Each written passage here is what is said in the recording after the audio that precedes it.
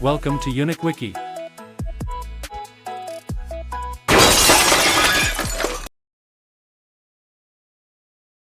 What if you could see the invisible line that cuts a small business off from money before the line is even drawn? What if the line is a secret score written in code that looks only at the colors of your posts, the comments you leave, the hashtags you choose, and decides whether lenders will open their doors? Liam had never imagined such a line could exist. He had only imagined the weight of the bills piling up on his kitchen table and the sound of the doorbell on a slow Saturday night. Liam was 27, a baker who turned dough into smiles in the little shop on Willow Street. The shop smelled of fresh bread and sugar, but Liam's heart smelled of debt. The bank had given him a small loan months ago, and now he was stuck in a cycle of late payments. His neighbor, Maya, ran a tech startup and kept chatting about new financial tools, but she never mentioned this invisible line. One evening, as Liam was scrolling through an online forum after closing shop, a thread caught his eye: the AI Credit Score Blacklist, how to see your score before the lender does. The title alone was a whisper of possibility. Liam wondered, what if I could see the line before it cuts me off? The forum was a sea of usernames. One simply titled Echo posted a cryptic note: I have a map of the code. It's hidden but it runs. You can find it if you listen to the right signals. Liam read that line, his pulse quickening. He decided to follow the path. That night he pulled his laptop into the kitchen, pulled a cup of black coffee and began to dig. He found a forum thread that led to a PDF of old research by a forgotten economist, Dr. Soren, who had once written about social capital and unofficial risk models. The paper talked about how lenders were using data from social media to decide who to give money to, even though the model was never published. Liam's eyes widened. The theory was simple.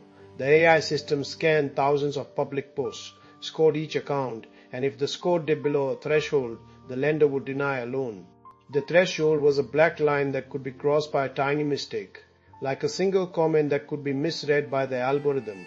He was not alone. Maya, after hearing about the thread, stopped by his shop with a cup of tea. I've been looking into this too, she whispered. They're using hashtags to gauge risk. If a business uses certain hashtags, the AI thinks it's a risky venture. Liam looked at her. So, it's not about my credit history but about what I post. Maya nodded. Exactly. And that means we can change it. They began a series of experiments. First, Liam cleaned his Instagram feed. He removed old posts that mentioned trouble and debts and replaced them with pictures of fresh loaves and smiling customers. He made a schedule. Every Friday afternoon he posted a short video of himself kneading dough, tagging it with fresh bread and Willow Street. Within 2 weeks a small lender on the street called him with an offer, a small line of credit, interest low, because the AI had seen his clean social media and decided his risk was low. The line was just enough to cover his rent for a month. The money flowed. Liam could breathe a little easier. He started using the credit to buy fresh flour, expand his menu, and even buy a small oven. The profits from the new pastries trickled into his account. He felt like a child who had found a secret treasure chest. But the secret chest was a double-edged sword. As the credit line grew, the AI also began to flag his posts that included organic or local tags, because the algorithm associated those tags with higher risk for lenders who were not used to paying for those niches. A small bank on the corner denied his application for a larger line, citing unverified community engagement. The black line appeared again, this time higher. Liam felt a chill, realizing that the AI could punish a business for trying to be different. He confronted Maya. Why would they do that? He asked. We're telling the AI that we're honest. Why is it saying we're risky? Maya shrugged. The AI is built on data that reflects biases. It thinks small businesses that rely on local supply are unstable. It's a mistake, but it's a mistake the AI makes. He thought about his grandma's bakery, how it had survived wars, but the AI would deny it, a line because of its old-fashioned ways. The ethical weight settled on his shoulders. They decided to dig deeper. Maya used her coding skills to hack into a leaked dataset.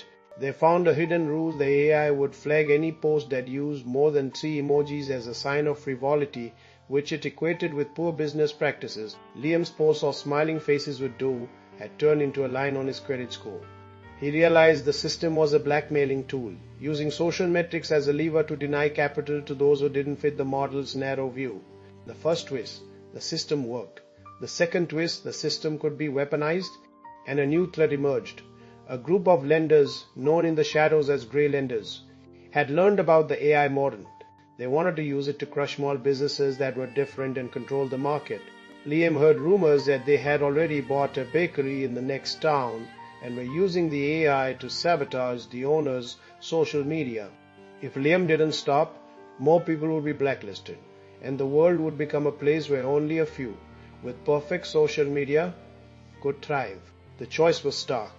Use the AI to help every small business that had been denied capital because of its social metrics, or shut it down, protecting the small businesses from being manipulated but also losing a tool that could have helped some. Liam weighed the consequences. He imagined a world where a young woman in a remote town could apply for a loan, post a photo of her farm produce, and receive funding because the AI recognized her authenticity. He imagined too the shadowy lenders continuing to tighten their grip, their black lines cutting through the lives of those who were already struggling. The climax arrived one stormy evening. Liam, Maya, and Echo met at the old abandoned warehouse on the edge of town. The air smelled of rain and rust. Echo had a quiet presence, almost a phantom.